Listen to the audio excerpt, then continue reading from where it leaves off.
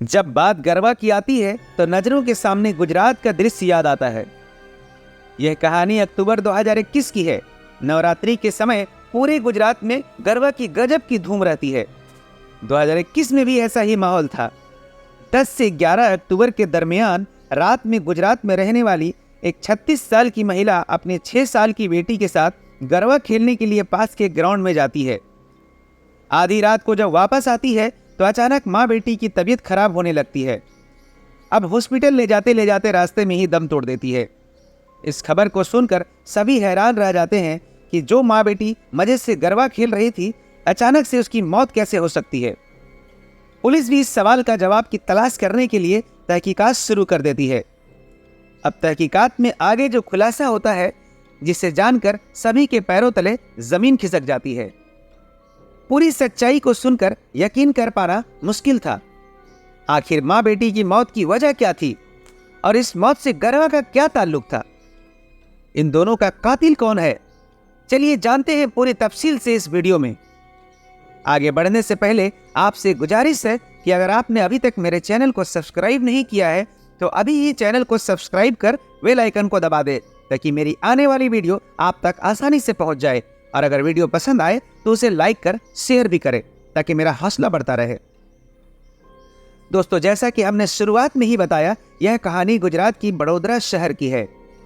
इसी शहर में तेजस नाम का एक व्यक्ति अपनी 36 साल की पत्नी शोभना पटेल के साथ और 6 साल की बेटी काव्या के साथ रहता था। तेजस पटेल और शोभना की शादी कुछ साल पहले ही हुई थी। शोभना कुछ साल तक अपने पति तेजस के साथ अपने ससुराल में ही रहती थी, लेकिन कुछ समय बाद किसी बात को लेकर कड़वाहट बढ़ने लगती है। एक वक्त आता है जब कड़वाहट इतनी बढ़ जाती है कि शोभना अपने पति को लेकर अपने माता पिता के घर आ जाती है और यही रहने लगती है। पिछले 5 साल से अपनी पत्नी शोभना के साथ तेजस अपने ससुराल में ही रह रहा था। तेजस, शोभना और उसकी 6 साल की बेटी काव्या सब साथ रहते हैं। अपने परिवार की जिम्मेदारी पूरी करने के लिए तेजस पटेल बड़ोदरा के ही मशहूर गेंदा सर्किल के पास एक इलेक्ट्रॉनिक्स शोरूम में सेल्समैन के तौर पे काम किया करता था। आमतौर पर छोटी मोटी लड़ाइयों को छोड़ दिया जाए तो यहाँ सब मिलजुल कर अपनी जिंदगी गुजार रहे थे, लेकिन इन सभी की जिंदगी बहुत ज्यादा दिनों तक अच्छी नहीं रह पाती है। तारीख थी 10 अक्टूबर 2021। नवरात्रि का समय चल रहा था। इसी दौरान पूरे गुजरात में गरबा का प्रोग्राम का आयोजन किया जाता है। जिस अपार्टमेंट में शोभना और तेजस रहते थे, उस सोसाइटी के फ्लैट में भी 10 से 11 अक्टूबर की रात गरबा का प्रोग्राम रखा गया था। लगभग 9:30 बजे शोभना अपनी 6 साल की बेटी काव्या को लेकर सोसाइटी के उसी ग्राउंड में आ जाती है।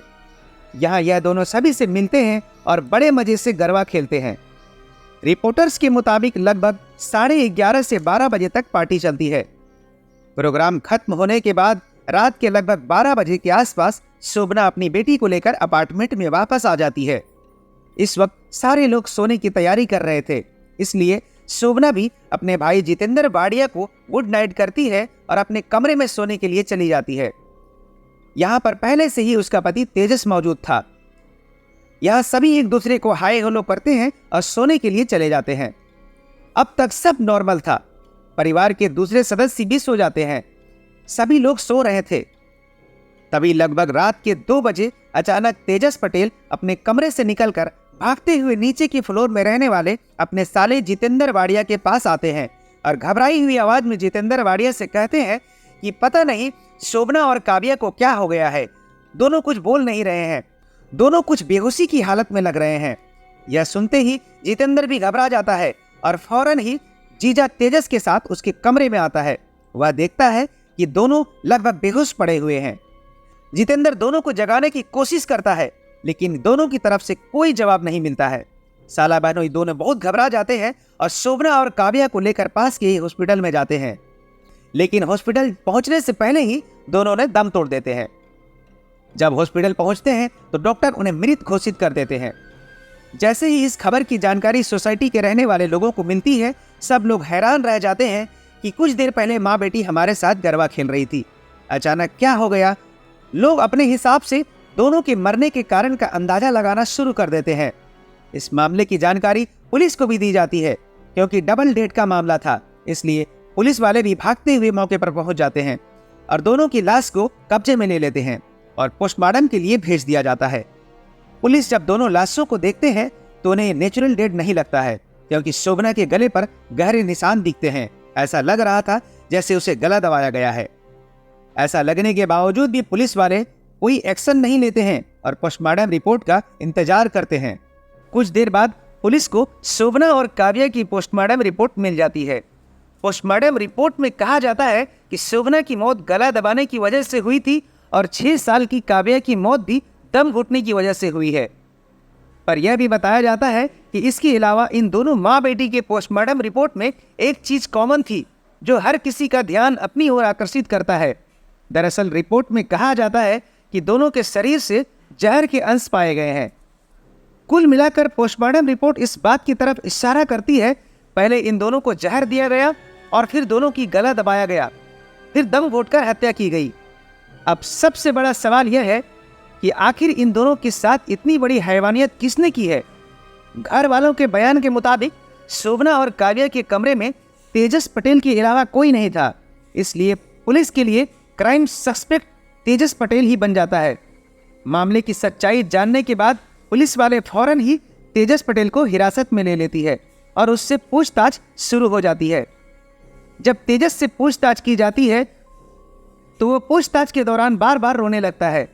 लोग ये अंदाजा लगाते हैं कि जिसने अभी अभी अपनी पत्नी और मासूम सी बेटी को खोया है, इसलिए तेजस काफी सदमे में है, इसलिए अपनी पत्नी और छोटी सी मासूम बेटी के जिक्र से रो रहा है। इसलिए तेजस से कुछ पूछताछ करने के बाद उसे घर भेज दिया जाता है। पूछताछ में तेजस पुलिस को बस यह कहता है कि मुझे नहीं पता इन दोनों की मौत कैसे हुई है, क्योंकि ये दोनों जब गरबा खेलकर वापस आए तो हम सभी सो गए। फिर अचानक रात के 2 बजे जब मेरी आंख खुली और जब मैंने इन दोनों की तरफ देखा तो मुझे कुछ ठीक नहीं लगा, तो मैंने इन दोनों की जगाने की कोशिश की तो दोनों ने कोई हरकत नहीं की। इस तरह दुखी देखकर भले ही पुलिस ने तेजस पटेल को छोड़ दिया, लेकिन अब भी वह पुलिस के शक के दायरे में था। लेकिन हालात की गंभीरता को देखते हुए पुलिस जल्दबाजी नहीं कर रही थी। अब पुलिस तेजस पटेल की घर की तलाशी लेने का फैसला करते हैं। घर में तलाशी के दौरान जब पुलिस वाले छत में जाते हैं तो उन्हें छत में कचरे के बीच चूहा मारने की दवाई की डब्बा दिखाई देता है। इस चूहे मारने वाले दवाई के डब्बे का मिलना कोई इत्तेफाक नहीं था, क्योंकि पोस्टमार्टम रिपोर्ट में भी शोभना और काव्या के शरीर से चूहे मारने वाली दवाई का सैंपल मिला था। अब पुलिस वालों को पक्का यकीन हो जाता है इन दोनों की हत्या के पीछे शायद तेजस पटेल का ही हाथ है, और वह पुलिस वालों के सामने दुखी होने की एक्टिंग कर रहा है। लेकिन पुलिस वाले कोई भी एक्शन लेने से पहले तहकीकात के दौरान तेजस पटेल का मोबाइल फोन अपने कब्जे में ले लेते हैं और फोरेंसिक जांच के लिए भेज दिया जाता है। मोबाइल की मदद से पुलिस को इस केस को सॉल्व करने में काफी मदद मिलती है। दरअसल पुलिस वाले जब तेजस पटेल का मोबाइल फोन खंगालते हैं तो पता चलता है कि पिछले 1 हफ्ते से तेजस इंटरनेट पर हत्या करने के तरीके सर्च कर रहा था। उसने गूगल और यूट्यूब पर rat killer which of the type of poison, how to give death out, Dutch one die इत्यादि जैसी जानकारियां सर्च की गई थी। उसने इंटरनेट पर यह भी सर्च किया था कि किसी भी व्यक्ति को तकिया की मदद से कैसे मारे। यह जानकारी हासिल करने के बाद पुलिस वाले फौरन तेजस पटेल को गिरफ्तार कर लेते हैं, और इस बार पुलिस वाले कोई मरवत नहीं करते और अपनी जुबान में पूछती है। पूछताछ के दौरान तेजस एक बार फिर पुलिस को बेवकूफ बनाने की कोशिश करता है और दुखी होने का एक्टिंग दोहराता है, लेकिन इस बार पुलिस वाले उसके झांसे में नहीं आते और बिना कोई हमदर्दी के पुलिस वाले डंडे की तरह सीधे सीधे पूछताछ करते हैं। तेजस पूछताछ के दौरान बार बार एक ही बात दोहराता है कि मुझे नहीं मालूम इन दोनों की मौत कैसे हुई है। लेकिन जब पुलिस वाले छत पर मिले चूहे मारने वाली दवाई के बारे में और गूगल पर सर्च किए गए इंसान को मारने के तरीके जानने के बारे में पूछती है तो तेजस ठीक ढंग से कोई जवाब नहीं दे पाता है। पुलिस वाले बार बार तेजस से उसके इंटरनेट पर सर्च किए गए हिस्ट्री के बारे में पूछते हैं। आखिर कुछ देर इधर उधर घुमाने के बाद तेजस अपने घुटने टेक देता है और अपना सारा जुर्म कबूल कर लेता है कि मैंने ही अपनी पत्नी शोभना और 6 साल की बेटी काव्या की हत्या की है। पूछताछ के दौरान तेजस पुलिस वालों को यह भी बताता है कि इंटरनेट पर सर्च करने के दौरान उसे पता चला कि चूहा मारने वाले दवा से कैसे इंसान की हत्या की जाती है। इसकी जानकारी लेने के बाद वह आइसक्रीम खरीद कर लाता है और उसमें चूहा मारने की दवा मिला देता है। और जब उसकी पत्नी शोभना और बेटी काव्या गरबा खेलकर वापस आते हैं तो बनाई हुई साजिश के तहत तेजस बड़े प्यार से दोनों को आइसक्रीम खिला देता है। आइसक्रीम खाने के बाद दोनों गहरी नींद में सो जाते हैं। पुलिस के सामने किए गए खुलासा के मुताबिक रात के लगभग 1 बजे शोभना जोर जोर से हिचकी लेने लगती है। तेजस को लगा था कि आइसक्रीम खाकर दोनों आराम से मर जाएंगे, लेकिन ऐसा नहीं होता है। शोभना की हिचकी की वजह से तेजस की आंख खुल जाती है तो वह देखता है कि शोभना लगभग बेहोशी की हालत में है और जोर जोर से हिचकी ले रही है। तेजस को लगता है कि चूहे मारने की दवा उस पर उतना असर नहीं हुआ है। वह डर जाता है और फौरन ही दुपट्टा से शोभना का गला जोर से दबा देता है और तब तक उसे दबाए रखता है जब तक उसकी दम नहीं निकल जाती। पत्नी को मारने के बाद बगल में सो रही बेटी काव्या को तकिया से जोर से उसका मुंह दबा देता है और वो भी दम तोड़ देती है। दोनों की हत्या करने के बाद लगभग 1 घंटे तक अपनी पत्नी शोभना और 6 साल की बेटी काव्या के बगल में बैठा रहता है और फिर लगभग रात के 2 बजे चीखते हुए नीचे अपने साले जितेंद्र के पास जाता है और अपनी मनगढ़ंत कहानी सुनाता है। जब पुलिस वाले तेजस से इन दोनों को मारने की वजह पूछते हैं तो तेजस बताता है कि दरअसल पिछले कई साल से उसकी पत्नी और उसके परिवार वालों के बीच कुछ बातों को लेकर झगड़ा चल रहा था।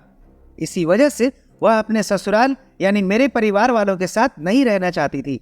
दूसरी तरफ पत्नी की खुशी की खातिर तेजस अपने ससुराल में पिछले 5 साल से रह रहा था, लेकिन ससुराल में इस तरह हमेशा रहना उसे अच्छा नहीं लग रहा था। इस बारे में वह कई बार अपनी पत्नी से बात करता है, लेकिन उसकी पत्नी शोभना अपने ससुराल वापस जाने से इनकार कर देती है और पारिवारिक झगड़ा भी कम नहीं हो रहा था।